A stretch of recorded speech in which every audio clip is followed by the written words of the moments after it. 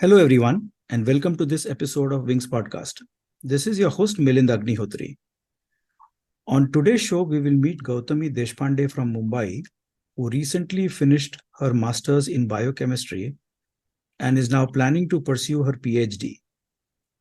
Having done her ManchPravesh in 2019, she is a professional classical dancer in Odissi with a formal training and practice of over 17 years. Gautami has performed in several shows and recently did a Japan tour with her dance institution Smritalaya, founded by Guru Srimati Jhelum Paranjape, one of India's most renowned Odissi dancers.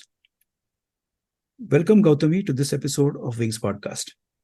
Hi, Milind Kaka. Thank you for having me here. It is an honor to be here with you. The joy and pleasure is equally ours, Gautami. Let me begin our conversation by playing a piece of composition for you. And we'll take it from there. Okay? Yes, okay. Yes.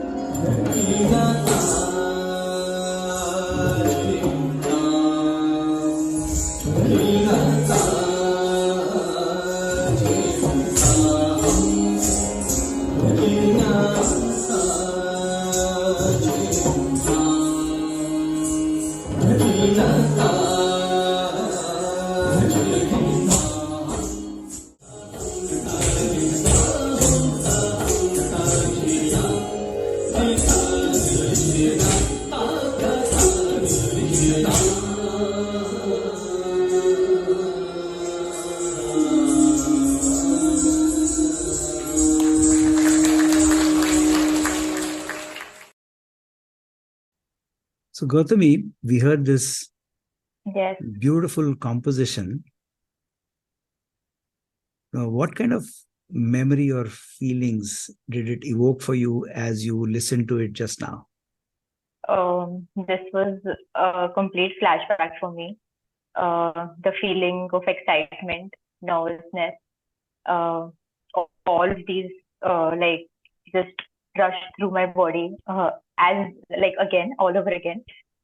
This was one of the compositions that we'd done back in Japan last year in October 2022, and that entire experience was amazing. It was beautiful, and it was worth remember. I'll remember it for the rest of my life. And can you walk us through what happened? How did this tour come about, and what happened on the tour? Yes. So this happened during Ganpati, wherein my guru, Jhelum Paranjape, like we fondly call her Tai. So she called me and she said that Smritalaya had got a call from from ICCR, that is the Indian Council of Cultural Relations, asking us to do a tour in Japan for 15 days. And she asked me if I'll be able to do it.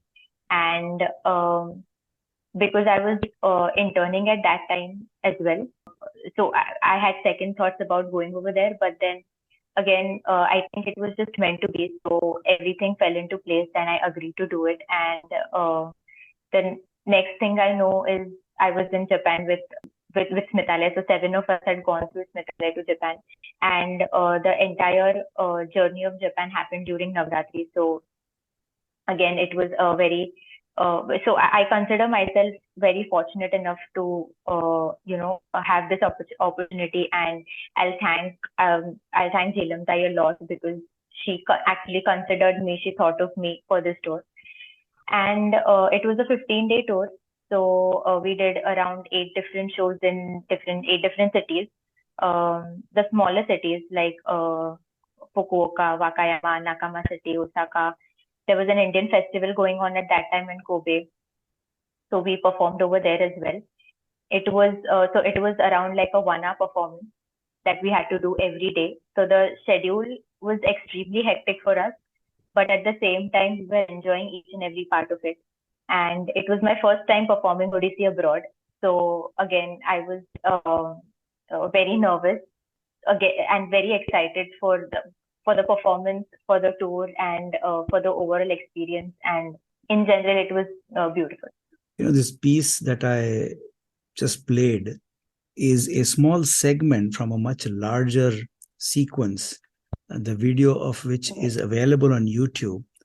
And for our listeners, what I will do is I'll include a link to that video as a part of the show notes, where they can visually see you performing along with the three of your other co-dancers in a visually such a beautiful sequence titled Jhinjhoti Pallavi, in Odissi, the Odissi dance performance choreographed by Jhelum Paranjape herself.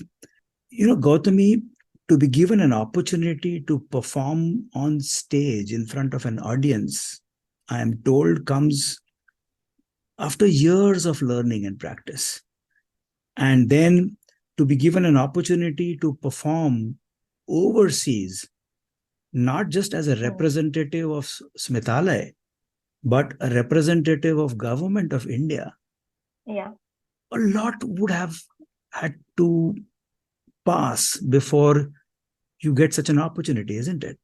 I read in your introduction, yes. You've invested 17 years, which is almost much of your life in this. So yes. How has this whole experience of preparing yourself for being an Odissi dancer, how has that happened to you, and how has it evolved over the years for you? It happened very gradually, and even I didn't realize that it's been 7. So till the time someone asks you that, oh, how many years have you been learning for? That's when I come to know that, okay, it's been 17 years now. But it all started with my mom's love for dance. So I joined Smithalaya when I was around 5.5 or 6 years old. Previously, my mom had enrolled my sister in different types of like other classical forms because I was too young to dance then. But then for some reason or the other, she was not able, like she didn't like it that much.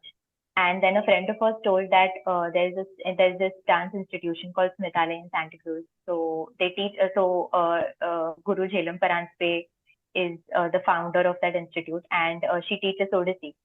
My mom was like, okay, this is a unique dance form. No one's heard of it, so let's just give it a try. And by the time even I was like around 6 years old, so the three of us went to Thai, and we call Jhelum, we call our guru fondly Thai. Went over there, and at that time, my mom also thought that okay, it's not late for her to start dancing as well. So because she loved dance as a kid, she loved singing as a kid as well, but due to circumstances, she was not able to do it. And so she thought, okay, it's not too late for me to start dancing. So eventually, the three of us started learning Odissi together, and we've been learning Odissi all these years together now. And as you said, that we did our ManchPravesh in 2019, sharing the stage with my mother and my sister was just very beautiful.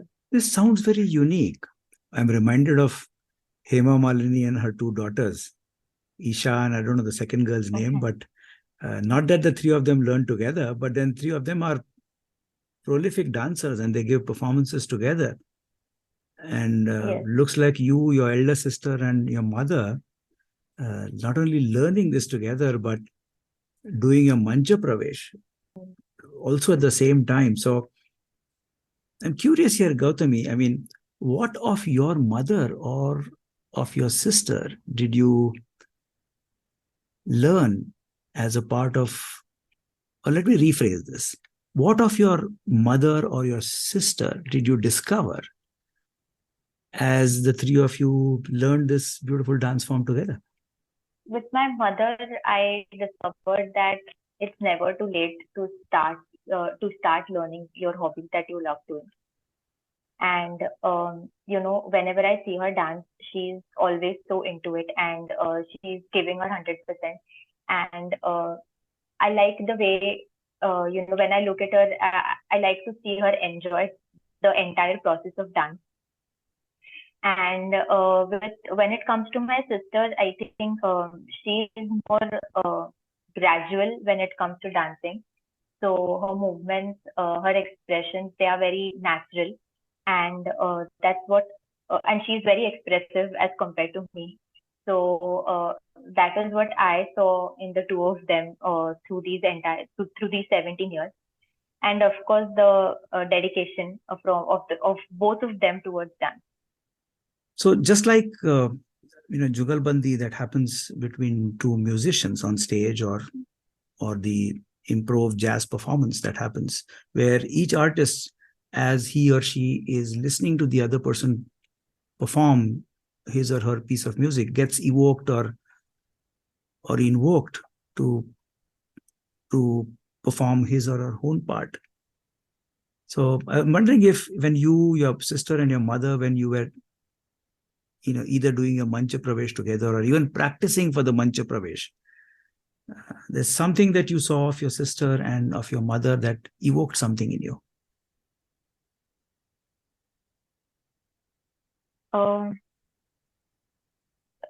Yeah, I mean, yes, definitely that did happen. I don't remember the exact moment, but I think whenever I used to do, especially during Mandir Pradesh, we practiced a lot. So, I used to see them every day, and we used to point out each other's mistakes and correct each other out.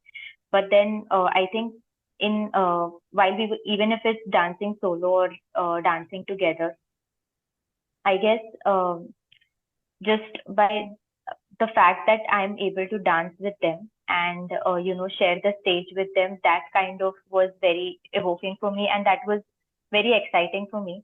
And I started looking at certain dance pieces in a different way, in a different angle, just because they had performed them. So that is what I think changed my perspective of that particular dance piece when it came to them. So Gautami, here you have had a long, career learning this dance form, which is all about emoting or expressing through body movements, through facial gestures, abhinaya, as you very fondly call it in Odissi. Yes. Whilst this is happening to you, parallelly, you pick up a pursuit in scientific subject like biochemistry, which is so rational and so objective. Yes. At one level in the mind, it sounds paradoxical. One is full of passion, another is full of reason. Maybe they're both two sides of the same coin. But how did the discovery of science happen to you, and how did you fall in love with the subject of biochemistry? So back in school, I never had thought that I would take up biochemistry or even science as a field for my career, because there is certain kind of stigma associated with science that I think that is because people say that, okay, if you're taking science, then I don't think you can continue doing anything else. You just have to focus on your studies completely, and you have to stop uh, stop doing any other activities if you're into. And that is why maybe a part of me was kind of afraid or hesitant to take science. But then in my subconscious mind, I also knew that, okay, no, science is for me. I don't think I can do arts and commerce, or I am into arts and commerce that much. So I was like, and obviously my father also played a huge role in that, because he came to, I think he was the one who recognized that, okay, no, you are made for science. So let's just try doing science for your junior college, and then you can see what you want to do, because science then keeps all the options open for you. And then after my junior college, I came to know that okay, I want to continue something in science, but related to biology, but I don't want to do medicine. But some field that was parallel to medicine, and so I read about other courses, and that's when I got introduced to biochemistry, biotechnology, microbiology, and all these fields.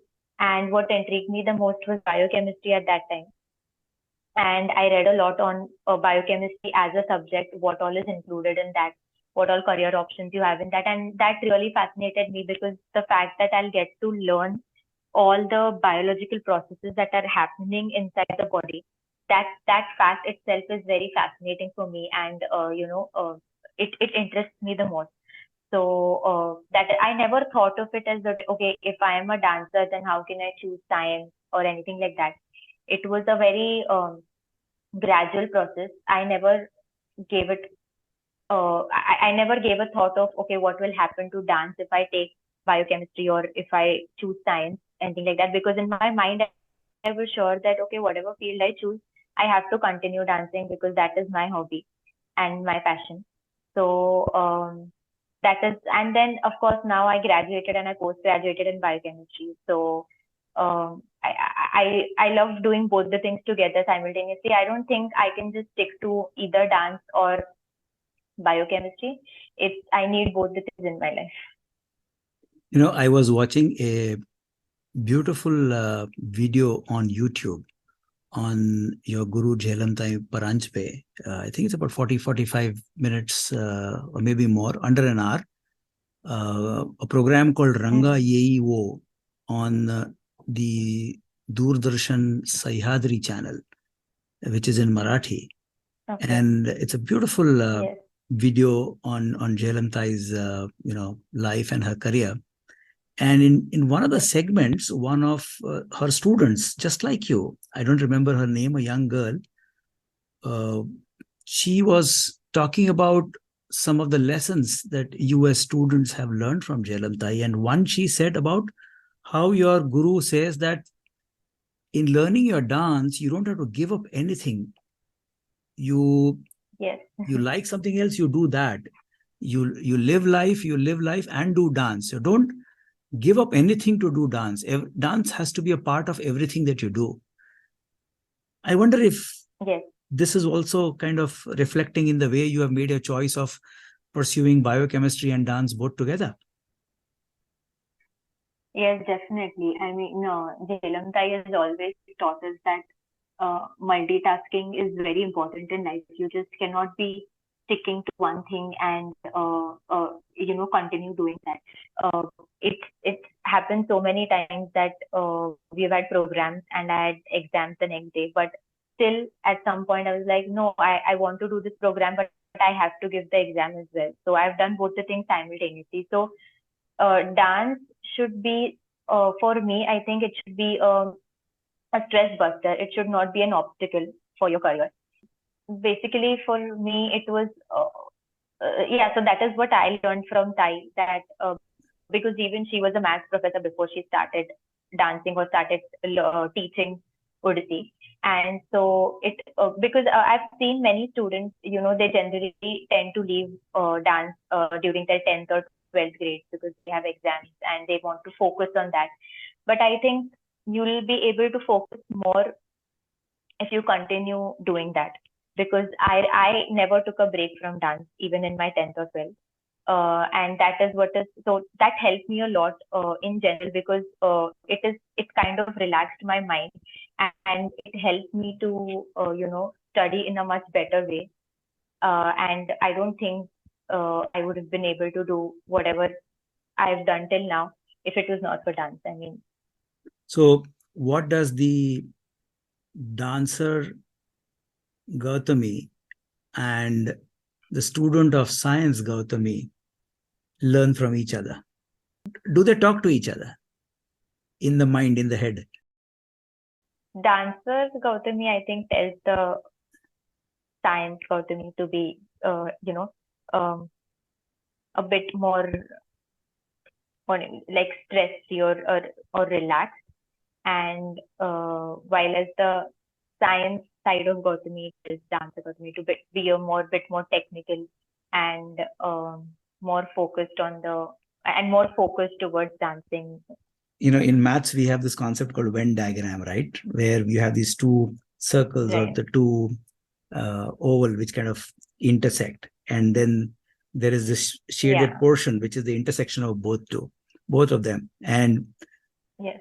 I think if we were to take the dancer Gautami and superimpose the student of science Gautami in the shaded area, which is common to both, I'm able to see one word. Correct me if I'm wrong, but the word seems to be discipline. Yes, that is true, actually. So how has simply This, the pursuit of discipline help both Gautamis? I I mean, think is Gautami a disciplined person herself? Planned, objective, wants to have clarity in her head before she does anything. yes, I am. Yes, I So, am. so I talk like about to be that, Gautami. focused, and I like to plan certain things in a way, and I like to work in that way. I think because science happened later in life, and dance is the one that I've been doing my whole life now. That is what so it I think dance plays a major role in being disciplined, because classical, and especially when it comes to classical dance form, I feel you become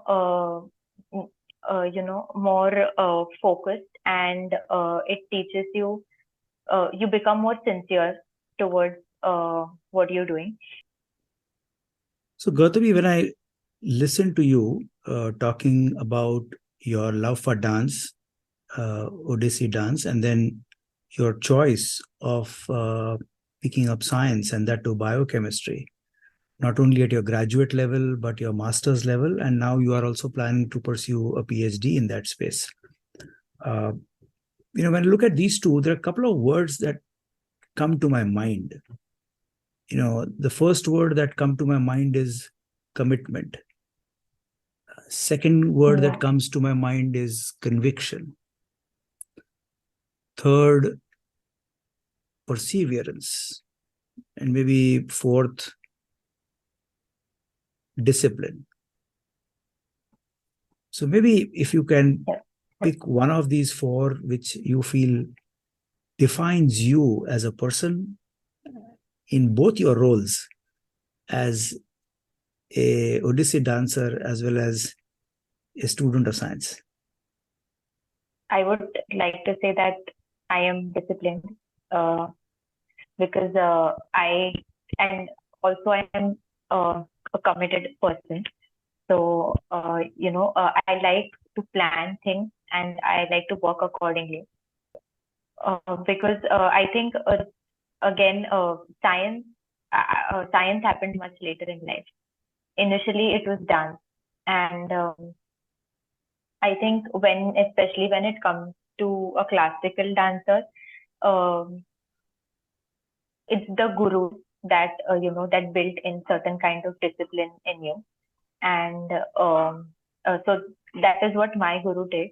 And it helps me to be so when I correlate, or when I correlate it with science part of my life, I can say that it has helped, being disciplined, as in I can be in a calm state of mind, but simultaneously I can also be aware of the situation, or aware of the surroundings. Like, so during on stage, you need to be, focused, and you need to be relaxed while dancing. But also when you're doing a group performance, you need to be aware of where are your other co-dancers around, and are you maintaining the formation, and is everything in place. Simultaneously, if you compare it with science as a field, if I like I'm saying I want to go into research, and I'm well aware of the fact that all experiments are not successful. There can be results uh, that are like there can be unexpected results. at the same time, while doing an experiment, I need to be alert of what I'm doing as well. So that is what has helped me choosing both these streams together. The atmosphere at home during our formative years plays, I think, such a huge role in lives of just about everybody. It can be a great enabler, or it can be otherwise. And in your family, given that you've been encouraged by your mother and of course your elder sister as your co-dancers and co-learners or co-students in Odissi, you briefly mentioned about your father too. So if you were to put the four of you as, let's say, the four vertices of a square or a rectangle or a four-sided polygon, what happens in the space between the four of you? How has been, let's say, the dinner table conversations at home?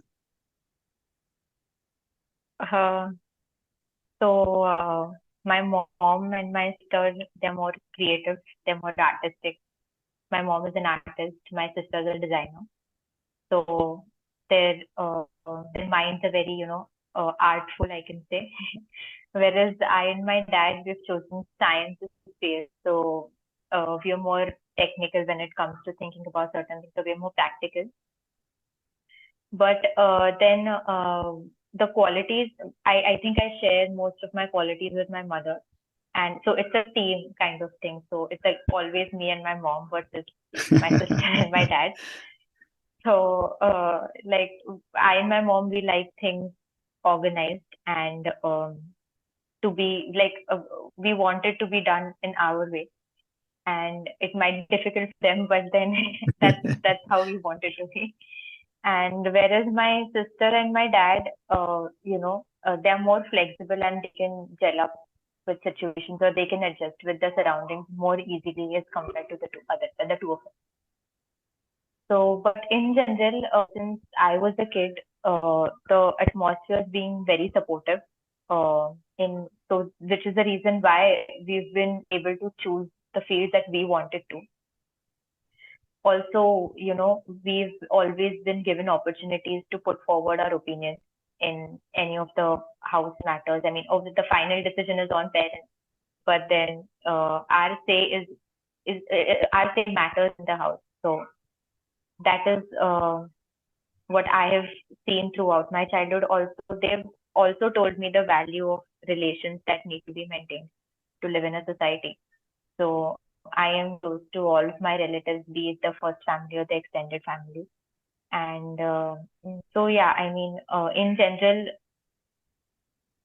my parents have played a very huge role in the way I am today and yet to become.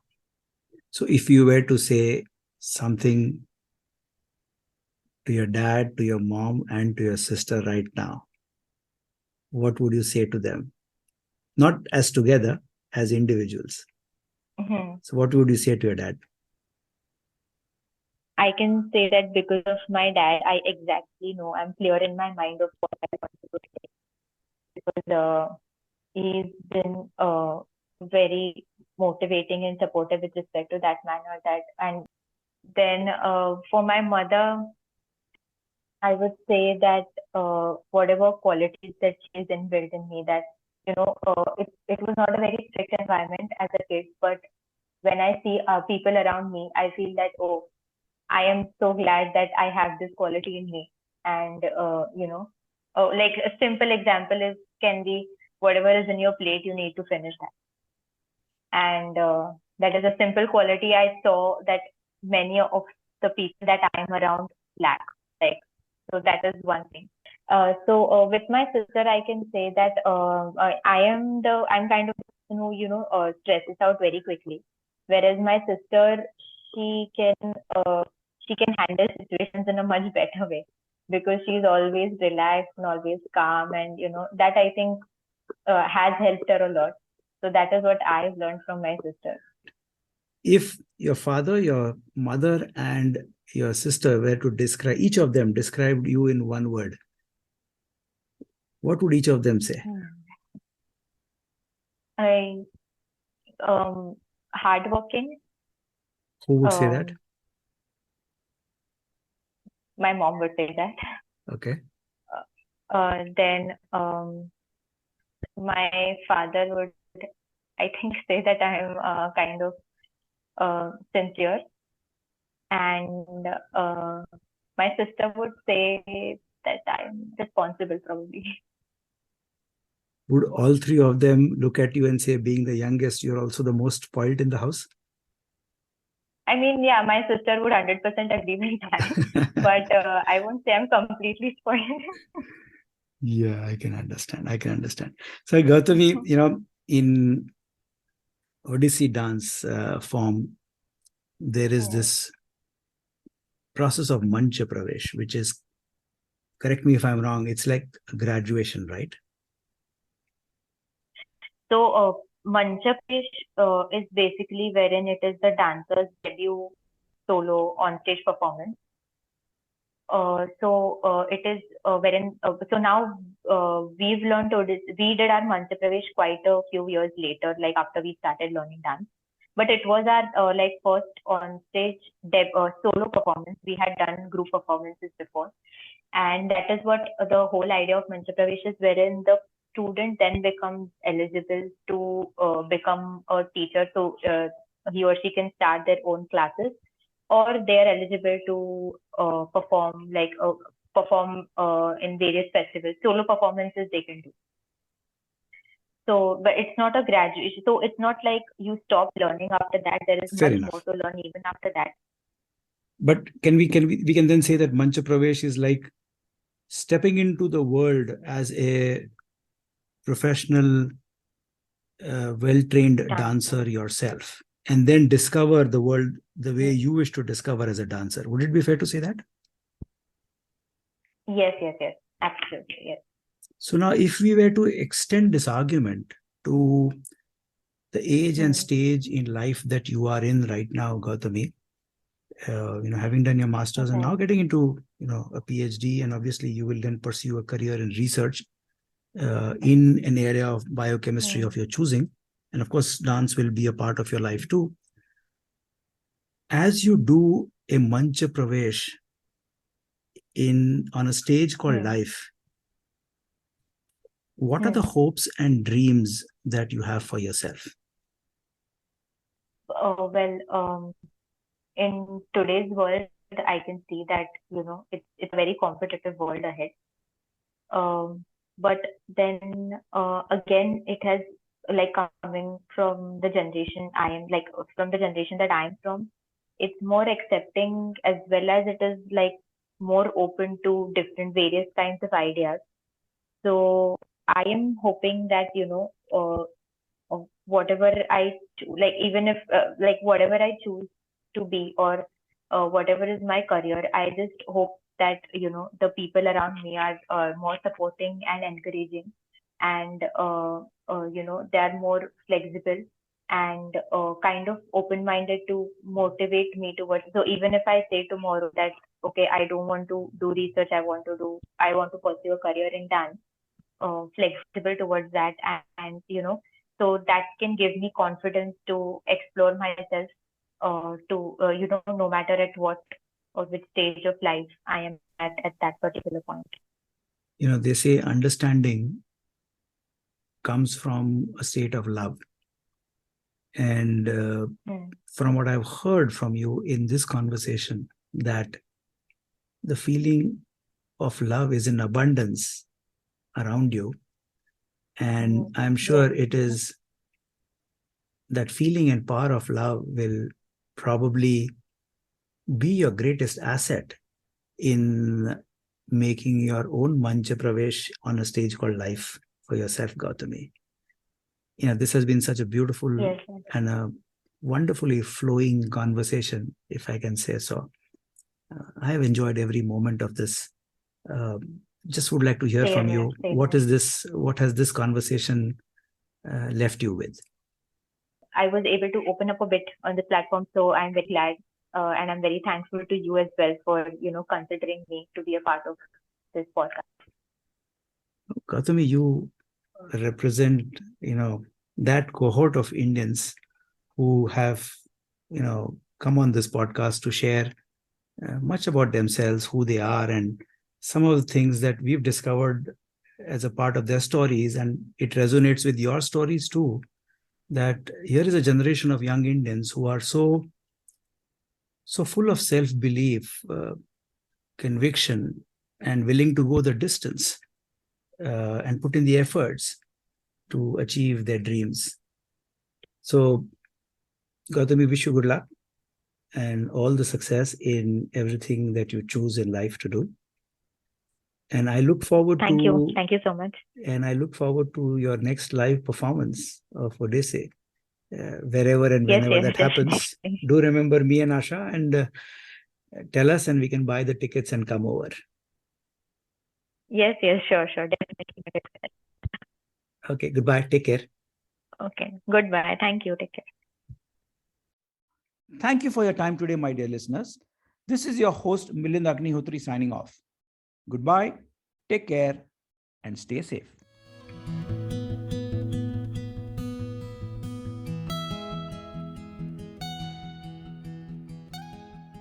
This podcast is for general information purposes only and should not be considered as a piece of any professional advice. Views and opinions expressed in this podcast are those of its guest. Creators of this podcast expressly disclaim any and all liability or responsibility for any direct or indirect, consequential or other damages arising out of any individual's use of this podcast. For feedback and suggestions, please write to wingsindia75@gmail.com. Thank you.